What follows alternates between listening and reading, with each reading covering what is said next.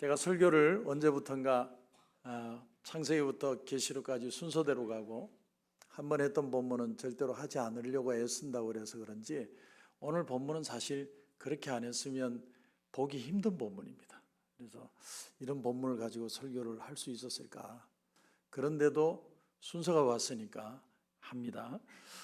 우리가 지난주에 인구조사를 다윗이 해서 그 벌로 하나님 앞에 3일에 전염병을 당하고 7만 명이 쓰러지고 하나님이 오르난의 타작마당에서 어린 양의 피를 흘려 하나님 앞에 제사를 드려야 이 모든 것이 끝나는 것을 보여주시고 제사를 다윗이 하나님 앞에 드립니다. 하나님이 그때 이것이 바로 성전의 터라는 걸 가르쳐 주십니다. 그래서 역대상 22장 1절에 보면 이런 말씀이 나옵니다. 다윗이 이르되 이는 여호와 하나님의 성전이요 이는 이스라엘의 번제단이라 하였더라. 다윗이 이것이 바로 성전이라는 걸 순간적으로 느꼈다는 거죠. 그래서 22장부터는 무슨 내용이 나오느냐면 이제 그 순간부터 바로 재료들을 끌어모으기 시작합니다. 이제 성전을 짓기 위해서 나는 피를 많이 흘려서 나는 성전을 못 짓지만 우리 자식이 지을 수 있도록 모든 걸 준비하겠다. 근데 재료만 준비한 게 아니에요. 사람들도 다 준비합니다. 레위인, 제사장, 성가대, 그 다음에 오늘 성전 문지기까지 다 준비를 해요. 다윗이 다 준비를 한 겁니다. 근데 인사가 만사라고 사람을 한번 잘못 세우면 그건 어려움을 당하지만 사람을 그러므로 얼마나 잘 세우느냐가 정말 중요한 거죠. 다윗은 건물을 세우는 것보다 사람들을 세우는 게 굉장히 중요하다고 생각했습니다. 그래서 오늘 이 본문에는 그 세우는 사람들 중에 성전 문지기들을 세우는데 문지기조차도 그냥 함부로 세우지 않았다는 거죠. 원리는 똑같아요. 24개 조를 만들어서 1년에 이 보름씩 한 달에 보름에 2팀씩 돌아가도록 그래서 24개 팀이 돌아갑니다. 그래서 이제 보름씩 섬기는데 놀라운 사실은 이 성경을 연구하다가 성가대도 4,000명이고 그리고 성문지기도 4,000명입니다. 23장 5절에 보면 4,000명은 문지기요 4,000명은 그가 여호와께 찬송을 드리기 위하여 만든 악기로 찬송하는 자들이라. 제가 뉴욕 브루클린 교회가 굉장히 성가대가 찬양팀이 멋있습니다. 근데 이 앞에 강대상 뒤에 성가대들이 있는데 한 수백 명 되는 것 같아요. 근데 그때 찬양을 들으면서 제가 너무너무 감격했던 기억이 있는데 그건 수백 명이고 다윗은 4,000명을 세웠어요. 그리고 예배 드릴 때마다 4,000명의 찬양팀과 악기가 계속 하나님께 영광을 올리는 대단한 거죠. 그런데 그걸로 끝나지 않았어요. 오늘 본문을 보면 성문 문지기도 4,000명이에요. 이 말은 무슨 얘기냐면 하나님 앞에 예배 드리는 만큼 이 성전을 지키는 것도 중요하다는 걸 가르쳐 줍니다. 그래서 다윗은 4,000명을 세웁니다. 저는 이 문지기를 생각하다 퍼뜩 무슨 생각이 드느냐면 우리 교회 주차팀이 생각이 나더라고요. 주차팀. 주차팀이 성전의 문지기잖아요. 목회협력회 이렇게 모임을 하면서 여러 얘기를 이렇게 듣다 보면 목사님 우리가 정말 성심성의껏 돈 안 받고 열심히 봉사하는데 교회 직원 취급하실 때가 있어요. 그렇게 안 했으면 좋겠어요. 여러분 그렇습니다. 정말 하나님 앞에 정말 여러분들이 최고의 예배를 드릴 수 있도록 우리 성도님들이 섬기고 계세요. 그래서 여러분들 정말 고맙다는 얘기도 좀 해주시고 격려도 좀 해주시고 밥도 좀 사주시고 주차팀은요 그 떼약볕에 여름이고 겨울이고 소용없습니다. 그냥 계속 나가서 하는 거예요. 얼마나 귀합니까? 근데 오늘 말씀 여러분 1절을 보십시오. 4,000명의 문지기들을 성전에 세우려고 사람을 세우는데 이렇게 표현을 합니다.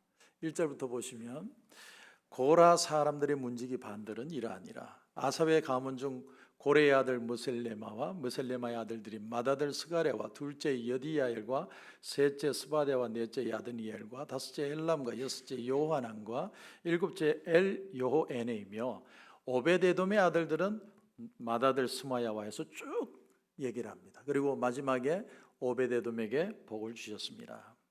여기 보면 굉장히 중요한 두 사람이 나옵니다. 첫째는 고라라는 사람이고 또 하나는 오벳에돔이라는 사람입니다. 고라의 후손이 또 이렇게 오벳에돔이 나오죠. 고라가 누굽니까? 고라는 모세와 아론의 리더십에 반항했던 사람들이에요.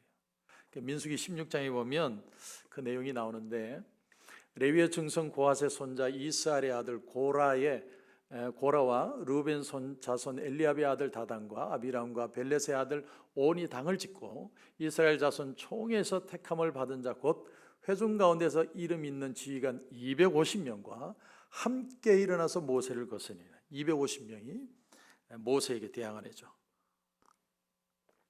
그 반역하는 대표적인 이름이 고라입니다. 이 고라당이 어떻게 됩니까? 나중에 민수기 16장 31절에 보면 그가 이 모든 말을 마치자마자 그들이 섰던 땅바닥이 갈라지니라. 땅이 쪽 입을 벌려서 250명 그대로 빠져서 다 죽었습니다. 그러니까 고라 그러면 생각나는 게 뭐냐면 하나님과 모세 앞에 반항하다가 죽은 사람들. 그렇다면 여기에 고라 자손들이라고 하면 사람들이 어떻게 생각할까요? 별로 안 좋죠. 그렇게 좋은 사람들이 아니에요. 그런데 그 고라의 후손들이 뭐를 하느냐? 성전에 문지기를 합니다. 다윗은요 그냥 아무나 세운 게 아니에요. 굉장히 생각해서 세웁니다. 근데 이 사람들 어떻게 보면 사소해 보고 허드렛 일처럼 보이지만 문지기에 충성을 다합니다. 이 사람들이 하나님께 그 고라는 징벌을 받았지만 그 후손들은 하나님이 버리지 않으시고 그들로 하여금 성전을 지키는 아주 중요한 일을 맡겼다는 겁니다. 우리에게 주는 도전이 뭐냐면 비록 우리 선조가 우리의 조상이 혹시나 잘못하고 죄 짓는 일이 있어도 하나님은 그 후손들이 벌 받는 게 아니라 하나님 앞에 일할 수 있는 기회를 하나님은 지금도 주신다는 거예요. 그게 바로 은혜라는 거예요. 이건 반대로 또 어떻게 얘기할 수 있냐면 아무리 조상들이 하나님 앞에 잘 섬기고 믿음으로 살아도 후손들이요 하나님 앞에 바로 서지 못하면 후손들도 벌 받을 수 있다는 거예요. 이걸 키에르케고르라는 신학자는 이렇게 얘기했습니다. 우리는 하나님 앞에 단독자로 서 있다. 하나님의 은혜는 퍼스널한 거예요. 그럼 목사님 우리 자녀들을 위해 기도하는 건 아무 소용이 없는 겁니까? 아닙니다. 어느 정도는 소용이 있습니다. 유다 지파를 보십시오. 12지파 중에 유다 지파만 남고 다 사라졌습니다. 그러니까 부모의 기도는 12분의 1 정도 영향이 있다고 보시면 돼요. 중요한 건 내가 예수를 믿을 수 있느냐. 또한 이것은 우리에게 어떤 도전을 주느냐면 하나님은 끊임없이 우리에게 기회를 주신다는 거예요. 아무리 실수하고 아무리 넘어져도 내가 넘어진 자리에서 일어날 수만 있다면 하나님은 언제든 우리에게 기회를 주신다.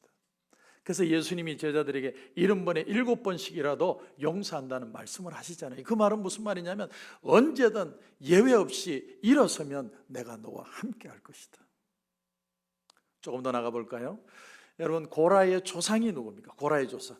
고라의 조상은 레위입니다. 레위. 레위의 후손들이 고라가 나오고 오베데돔이 나옵니다. 레위가 어떤 사람일까요? 창세기를 보면 되게 억센 지파입니다. 여러분 이 야곱이 외삼촌 라반의 집을 떠나서 고향 땅에 돌아와서 세겜이라는 곳에 정착을 하죠. 정착을 했는데 막내 디나가 나가서 그 마을 추장 아들에게 겁탈을 당했습니다. 그때 레위가 열받았습니다. 그래서 자기 형제 시몬과 함께 둘이서 가서 다 죽여버렸어요. 그러니까 레위라는 사람은 굉장히 성격이요 터프한 사람이에요. 폭력적인 사람입니다. 야곱이 이 일로 얼마나 충격을 받았든지 살아있을 땐 얘기하지 않아요.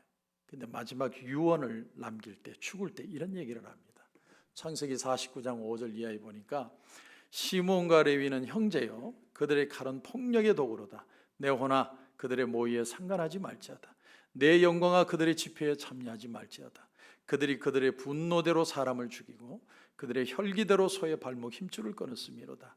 그 노염이 혹독하니 저주를 받을 것이요 분기가 맹렬하니 저주를 받을 것이라. 내가 그들을 야곱 중에서 나누며 이스라엘 중에서 흩으리로다. 아버지가 아들에게 유언을 한 게 아니고 저주를 한 거예요. 이놈들 다 흩어져야 돼. 얘들은 모여 있으면 안 돼. 흩어져야 돼. 성깔이 있어서 다 흩어져야 돼. 터프한 애들이 터프한 애들. 제가 저희 큰아버님 댁을 들린 적이 있습니다. 늘 이렇게 설날이나 추석날 되면 큰아버님 댁을 갔는데 한 번에 족보를 봤습니다. 백시 족보 처음 봤어요. 백시 족보를 봤는데 과거에 겁제해가지고 벼슬한 사람이 한 명도 없어요. 예. 완전히 우리 집은 공부학원 담산 집안이에요. 근데 보니까 뭐 무슨 전투에서 승리하고 전부 싸움 박질하는 얘기 봐요. 아, 우리 집안이 터프하구나. 예, 또 성깔도 있어요, 백씨가. 근데 백씨가 남자만 그런 게 아니고 여자들도 여장부들이 많아요, 백씨가. 저희 고모님이 그러셨습니다. 저희 고모님이 명동 뒷골목에서 유명한 설렁탕 집을 하셨는데 굉장히 유명했어요. 제가 한 번은 가서 설렁탕을 먹는데 남자 자식이 밥알을 세고 있어. 푹푹 파먹어. 그래가지고 그때부터 제가 밥을 2공기씩 먹습니다. 그러니까 일찍이 저희 고모님이 저를 위대하게 만드시려고 그때부터 그렇게 만드신 겁니다. 그러니까 오늘 본문에 이 레위 지파의 면면이 흐르는 피는 어떤 피냐면 혈기가 있어요. 좀 이렇게 성격이 급한 사람들이. 그런데 그들을 어떻게 하세요? 하나님이 다 흩으십니다. 야곱의 유언대로 흩으시는데 어떻게 흩으시냐면 각 성마다 다 흩어지게 해서 하나님의 말씀으로 백성들을 가르치게 하시는 거예요. 여러분, 모여 있으면 문제인데 이런 사람들은 흩어지면 복음을 열정적으로 전할 수 있는 사람, 하나님이 그들을 귀하게 긍정적으로 복음을 전할 수 있는 인생이 되도록 하나님이 만들어 주셨다는 거예요. 그래서 하나님은요, 한 사람도 버릴 사람이 없어요. 어떤 때는 성격대로 하나님이 사용을 하시더라. 이게 하나님의 방법이에요. 그런가 하면 레위는 뭘 잘 써요? 칼을 잘 쓰죠. 칼을 잘 쓰는 사람이니까 어떻게 하느냐면 성전에서 제물 드릴 그 짐승을 잡는데 칼을 쓰도록 만듭니다. 나가면 사람 죽이는데 안에서는 고기를 잡아서 하나님 앞에 제사로 드립니다. 그냥 칼 쓰는 자를 칼로 망한 게 아니라 그 칼로 하나님 앞에 제물을 드리는 영광의 삶을 살도록 만듭니다. 또 하나는 성전의 문지기. 이러니까 저는 갑자기 퍼뜩 무슨 생각이 되냐면 나이트클럽 기도가 생각이 났어요. 기도. 저도 대학 다닐 때 춤은 못 춰도 자주 갔거든요. 근데 그 나이트클럽에 가면 기도가 있어요. 덩치 있는. 그 성전 문지기가 생각이 그렇게 나더라고요. 이 사람들 힘이 좋았을까, 힘이 안 좋았을까? 힘이 좋죠. 그래서 줄 똑바로 서, 줄 서서 들어와. 이런 걸 정리를 잘하는 사람이에요. 여러분, 이걸 보면 참 재밌는 게 뭐냐면 하나님은요, 그 사람의 기질대로 사용하시는 거예요. 기질대로. 버릴 게 없어요. 다 쓸모가 있는 겁니다. 여러분, 거짓말 잘하는 사람들 있잖아요. 거짓말. 하여튼 입만 벌리면 거짓말하는 사람. 그런 사람은 뭐 하면 될까요? 그런 사람은 소설 적으면 돼요. 소설 적으면 기발한 아이디어들이 다 나오는 거예요. 소설. 그리고 막 사람만 보면 이렇게 주먹이 근질근질하는 사람들이 있어요. 주먹을 쓰고 싶어서. 그런 사람들은 조지 포먼처럼 권투를 시키든지 UFC를 시키든지 해서 그렇게 또 사용할 수 있습니다. 아마존에 홍성진 선교사님이 그런 분이에요. 원래가 옛날에 압구정동에서 술집 하시던 분이에요. 주먹도 좀 쓰고. 그리고 제가 좋아했던 가수 중에 김수철이라는 가수가 있어요. 나도야 간다 그런. 근데 그 가수 매니저 하던 분입니다. 피가 끓는 분이에요. 막 그냥 주먹도 잘 쓰고. 근데 하나님이 그 인생에 강력하게 은혜를 부어서 아주 그냥 박살을 내버렸어요. 순한 양이 된 거예요. 저 아마존에 들어가서 혼자 복음을 전하는 거예요. 그 열정을 가지고 하나님 복음을 전하는 거예요. 코로나를 3번이나 겪고요. 댕기열에다가 무슨 또 뭐 말라리아에다가 얼마나 고생을 하는데도 일어나 또 복음 전하는 거예요. 그 열정이 있으니까 그걸 세상에 나가서 주먹을 쓰는 게 아니라 하나님의 복음을 전하는 거예요. 그분이 저한테만 알라고 이렇게 얘기한 건데 우리끼리만 얘기하고 끝내면 좋겠습니다.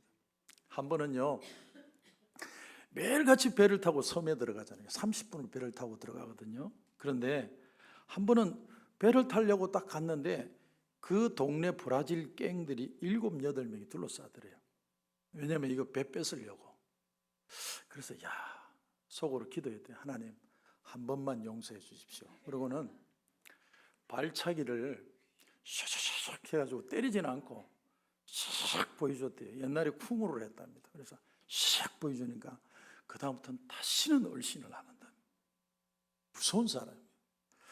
그러니까 하나님이요, 기질대로 쓰시는 거예요. 하나님이 버릴 게 없고 더 귀하게 쓸 수 있는 곳으로 하나님이 인도해서 사용하신다. 오늘 본문의 이 고라자손이 혈기가 굉장히 많은 사람인데 그게 오히려 문지기를 하면서 하나님 앞에 충성을 드릴 수 있도록, 하나님은 그런데 어떻게 쓰기를 원하십니까? 내가 하나님 앞에 쓰임받기만 원한다면 하나님은 어떤 인생이든 하나님은 사용하기를 원하신다. 근데 오늘 말씀에 이제 고라자손 중에 한 사람 더 이름 있는 인물이 나옵니다. 4절을 보면 오베데돔이라는 사람입니다. 오베데돔. 사무엘하 6장 11절에 보면 여호와의 궤가 가드 사람 오베데돔의 집에 석 달을 있었는데 여호와께서 오베데돔과 그의 온 집에 복을 주시니라. 자, 다윗이 하나님의 궤를 어깨에 메고 레위인들이 가야 되는데 그걸 뽀짝지근하게 새 수레에다가 막 암송아지 끌게 해가지고 막 찬양을 드리면서 막 나팔 불면서 가니까 이 소들이 놀래가지고 뛰는 바람에 우사라는 사람이 법궤를 잡다가 즉사를 하죠. 그래서 베레스 우사 그러지 않습니까? 우사를 하나님이 충돌하셨다. 근데 그 순간에 다윗이 너무 충격을 받은 거예요. 아니, 나는 지금 멋지게 가고 있는데 갑자기 팍 죽어버려 봤어요. 여러분 뭐 기억나는 게 있겠지만, 근데 그렇게 되고 나니까 다윗이 그냥 놀래가지고 오베데돔의 집에다 그냥 던지듯이 갖다 맡긴 겁니다. 하나님이요, 그 집을 복을 주신 거예요. 복에 복을 주신 겁니다. 그 사람이 오베데돔이에요. 그런데 잘 보시면 가드 사람 오베데돔 이렇게 되어 있어요. 왜 가드 사람이죠? 이 사람은 레위인이잖아요. 그럼 하나님이 복음을 전하라고 뿔뿔이 다 흩뜨려 줬는데 이 사람이 가다가 여러분 다윗이 사울에게 쫓길 때 어디까지 갑니까? 도망가다 아둘람 굴에 숨습니다. 근데 거기서도 도저히 못 견뎌서 블레셋 땅으로 들어가고 가드 왕 아기스에게 가지 않습니까? 그러니까 여기 가드 사람이란 말은 무슨 말이냐면 복음 전할 사람이 복음 전하다가 제대로 못해서 막장 인생으로 블레셋에 들어간 사람이에요. 그 사람이 오베데돔이라는 사람이에요. 오벳에돔이란 이름은 에돔의 종이라는 뜻이에요. 에돔은 에서의 후예잖아요. 그러니까 아주 가치 없는 사람의 그것도 종이에요. 아무것도 아닌 사람이에요. 얼마나 하나님의 말씀 전하는 삶을 제대로 못 살았으면 버림받았습니다. 그런데 하나님이 그 집에 다윗이 딱 법궤를 그냥 던지다시피 맡겼는데 하나님이 복을 주신, 엄청나게 복을 주신. 여러분 신약에 오면 오베데돔과 똑같은 사람이 나옵니다. 그 사람이 누굽니까? 구레네 시몬이라는 사람이죠. 마가복음 15장 21절에 보면 마침 알렉산더와 루포의 아버지인 구레네 사람 시몬이 시골로부터 와서 지나가는데 그들이 그를 억지로 같이 가게 하여 예수의 십자가를 지웠다. 여러분 알렉산더와 루포라는 이름이 나온다는 건요, 초대교회 시대에 알렉산더와 루포가 이름 있는 리더였다는 사실이에요. 그러니까 이 이름만 되면 누구든 알만한 사람이라는 거예요. 그런데 그 아버지가 누구냐? 구레네 사람이라는 겁니다. 시몬. 그래서 사람들이 전부 얘기를 하는 거예요. 야, 어떻게 알렉산더와 루포가 리더가 된 줄 알아? 그 아버지 구레네 사람 시몬이 괜히 구경하다 잡혀가지고 예수 십자가를 졌는데, 그렇게 고생을 했는데 예수 믿게 돼가지고 그 집안이 축복을 받았다고 모든 사람들이 그렇게 표현하는 거예요. 그래서 로마서에 가면 로마서 16장 13절에 주 안에서 택하심을 입은 루포와, 여기도 루포가 나와요. 루포와 그의 어머니에게 문안하라. 그 어머니는 곧 내 어머니라. 그 어머니가 누구예요? 구레네 사람 시몬의 아내죠. 그런데 이 루포의 어머니가 바울의 영적인 어머니가 되었다는 거예요. 영적으로 기대고 힘을 받고 위로를 받을 수 있는 여성이 되었다는 거예요. 하나님의 얼마나 큰 축복입니다. 여러분, 그런데 이 모든 일이 어떻게 일어났어요? 어떻게 해서 이렇게 일이 일어납니까? 얼떨결에 일어났어요. 얼떨결에. 가다가 잡혀서 일어난 거예요. 저는 여러분에게 도전합니다. 여러분 잘 들으세요. 내가 꼭 원해야만 하나님의 일을 하는 게 아니에요. 누군가 여러분에게 부탁을 해요. 어디 좀 가주세요. 이것 좀 해주시면 좋겠어요. 좀 한번 해주세요. 그러면 못 이기는 척하고 하세요. 여러분 복은 하나님이 주시는 거예요. 내가 저 사람이 말하는 거지만 하나님이 복 주시려고 기회를 주시는. 저 보세요, 저. 김영길 목사님이 개척 한번 안 해볼래? 저희 아버지가 절대로 개척하지 말라고 그랬어요. 개척은 인간이 하는 게 아니라고 그랬어요. 그래 저 죽어도 못한. 너는 한국 들어와서 중경교회 목사해서 잘 목회해. 그런 거 하지 마. 근데 제가 김영길 목사님 얘기할 때 예스 했어요. 그냥 앞뒤 안 가리고 그냥 예스 하고 그냥 짐 싸고 왔다니까요. 그 하나님이 얼마나 축복해 주셨어요. 여러분 만난 게 축복이잖아요. 하나님이 그런 은혜를 주시는 거예요. 말할 때는 그냥 생각하지 말고 아멘. 그래야 하나님이 복을 주세요. 오베데돔의 자녀들이 성전의 문지기가 되었다. 근데 24개의 반차가 돌아가는데 13개가 오베데돔의 자식들이에요. 그러니까 과반수가 넘어요. 하나님이 얼마나 축복을 했는지 모릅니다. 근데 좀 더 보시면 여러분 이 문지기를 하는데 4절 이하에 오베데돔의 아들들은 맏아들 스마야와 하면서 7절에 보니까 스마야의 아들들은 오드니와 르바엘과 오벳과 엘사밧이며 엘사밧의 형제 및 엘리오와 스마가는 능력이 있는 자다 이렇게 표현합니다. 8절 보십시오. 얘는 다 오베데돔의 자손이라 그들과 그의 아들들과 그의 형제들은 다 능력이 있어. 그 다음에 9절입니다. 또 무셀레마의 아들과 형제 18명은 능력이 있는 자라. 능력이 있고 능력이 있고 능력이 있다. 3번이나 얘기한 거는 정말로 잘한다는 얘기예요. 하나님이 그냥 한 인생을 망치도록 내버려 두지 않고 그 성격 있는 사람들을 불러서 하나님의 문지기를 삼으니까 기가 막히게 일을 잘하더라고요. 여러분 제가 목회를 정말 내려놓으려고 한 적이 있었습니다. 근데 딱 2가지 이유 때문에 못하겠더라고요. 2가지 이유 때문에. 첫째는 뭐냐면 때려치우면 먹고 살 길이 막막하더라고요. 할 줄 아는 게 없어요. 내가 공부를 잘했나 싸움을 잘했나 아무것도 잘하는 게 영어도 못해요. 뭘 만지면 저는 다 부서뜨려요. 그래서 뭐 만지면 안 돼요. 저희 딸이 저보고 한 얘기 했어요. 아빠하고 나는 똥손이야. 똥손. 뭘 만지면 다 때려 부셔요. 안 돼요. 둘째는 이게 더 중요한 이유입니다. 이게 뭐냐면 설교가 끝나면 가끔 가다가 성도님 중에 이런 얘기를 하시는 분이 있어요. 목사님 오늘 본문은 저를 위해서 주신 말씀이에요. 어떻게 그렇게 정확하게 제 얘기를 하세요? 여러분 저는 그 말 때문에 살 때가 있어요. 어떤 때는요 토요일날 밤 10시에 하나님이 마음에 부담을 주세요. 설교 뒤집어라.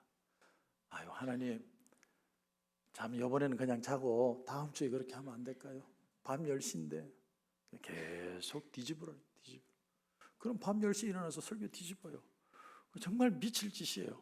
근데 그 일을 하고 나면 꼭 무슨 일이 생기냐면 그날 설교 마치고 누군가 온다니까요. 목사님 저한테 주신 말씀. 그게요 설교 전하는 자로 얼마나 두렵고 또 얼마나 감동이 되는지 몰라요. 저는 그것 때문에 하는 것 같아요. 저는 말씀을 전하는 툴인데 툴을 통해 하나님이 지금도 역사하고 계십니다. 어떤 일을 어떤 사람에게 맡긴다는 건 여러분 쉬운 일이 아니죠. 어떤 인품, 어떤 책임감 그런 걸 다 생각하고 사람을 맡기죠. 다윗은 아주 철저하게 사람을 맡겼습니다. 그렇다면 그 리더십의 핵심이 뭐냐? 핵심은 딱 한 가지예요. 하나님의 성품을 닮아가는 사람들을 일으킨다는 거예요. 하나님을 닮아 하나님의 은혜로 이 일을 감당할 수 있는 하나님이 그런 사람을 계속 찾고 그런 사람을 복 주시고 그런 사람을 통해 하나님이 역사를 이루신다는 겁니다. 라인홀드 니버라고 하는 그런 신학자가 한 아주 유명한 말이 있습니다. God grant me the serenity to accept the things I cannot change. 내가 변화시킬 수 없는 것들은 수용할 수 있는 그런 평온함을 내게 주시고 the courage to change the things I can. 내가 할 수 있는 것들은 변화할 수 있는 용기를 주시고 and wisdom to know the difference. 그 2가지의 다른 점을 구별할 수 있는, 알 수 있는 지혜를 주십시오. 여러분 그렇지 않습니까? 우리는 변할 수 없는 건 맨날 붙들고 살고 변할 수 있는 건 놔둘 때가 너무 많습니다. 고라는요 아주 혈기가 많은 집안이었어요. 막 그냥 모이면 싸우고 모이면 딴 사람 막 피해주고. 그런데 그렇게 하다가 고라 자손이 왕창 한번 땅이 덮어서 다 죽었습니다. 근데 그의 자손들 똑같이 터프한 사람들이 하나님이 그들에게 성전 문지기를 시켜요. 근데 그걸 너무너무 잘하는 거예요. 너무너무 잘하는 거예요. 그래서 그 가문의 오베데돔의 가문의 자식들에게 뭐라고 얘기합니까? 능력이 있고 능력이 있고 능력이 있다는 거예요. 이 사람들 말고는 할 사람이 없다라는 겁니다. 여러분 그렇습니다. 우리가 일에 경중을 따질 때 우리는 눈에 드러나는 사람들에게 막 보이는 일에 화려한 일에 막 사람들이 열심을 내는데 정말 하나님이 축복하시고 들어쓰시는 사람들은 눈에 보이지 않고 가려지고 금세 드러나지 않는 일이 훨씬 더 중요한 일이 많다는 거예요. 모두가 필요한 존재들이고 그래서 하나님은 사람을 쓰시는데 기질대로 사용을 하십니다. 한 사람도 버리지 않았어요. 그래서 로마서 11장 29절에 유명한 말씀이 있죠. 하나님의 은사와 부르시면은 후회하심이 없느니라. 여러분 말씀을 맺습니다. 하나님이 온 세상을 창조하는데 다 말씀으로 창조하는데 사람만 손으로 만드셨어요. 이유가 뭔 줄 아세요? 하나님의 그 능력의 손으로 우리를 붙들어 가기 위해서고 하나님의 그 인격으로 우리를 만지시기 위해서고 하나님이 우리를 대신해서 그 손으로 싸우시기 위해서요. 여러분 그렇게 귀한 존재가 저와 여러분입니다. 하나님 나를 불러주시고 나를 사용해 주시고 나를 통해 영광 받아 주시옵소서. 그런 은혜가 저와 여러분 가운데 넘치시길 주님의 이름으로 축원합니다. 기도드리겠습니다.